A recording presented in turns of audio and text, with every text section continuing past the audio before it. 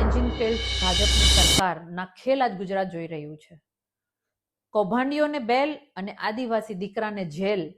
આ જે ખેલ ભાજપે શરૂ કર્યા છે ને, એ સમજાઈ રહ્યું છે કે ભાજપને બીક લાગે છે, જે રાજકીય રીતે નથી પહોંચી શકતા એને આવી રીતે કાનૂનની આટીઘૂટીમાં નાખી એક આદિવાસી સમાજનું એક બુલંદ અવાજ એવા ચૈતરભાઈને બેલ ના મળે એટલે એટલું બધું આટીઘૂટી કરી રહ્યા છે કાનૂનને હાથમાં રાખીને.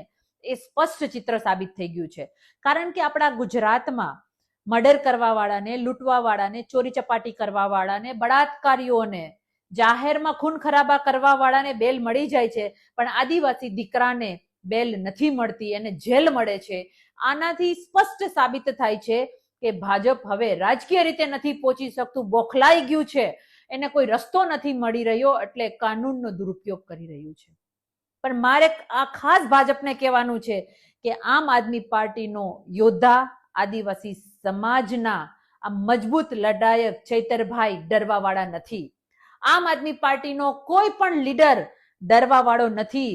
જનતા સાથે ખોટું થશે, જનતા સાથે અન્યાય કરશો તો અમે અવાજ ઉઠાવીશું. તમે ગરીબોના પૈસા લૂંટ્યા, એ કૌભાંડને ચૈતરભાઈએ બહાર પાડ્યું, તો તમે કૌભાંડીઓને બેલ આપો છો અને ચૈતરભાઈને જેલ આપો છો. આ ગુજરાતની જનતા સમજી ગઈ છે.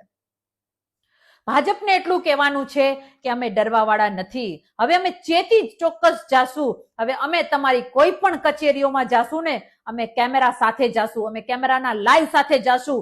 તમારા જેટલા પણ અધિકારીઓ છે એને કહી દેજો કે અમારો કેમેરો, અમારો મોબાઈલ કે અમારું લાઈવ બંધ કરાવવાની કોશિશ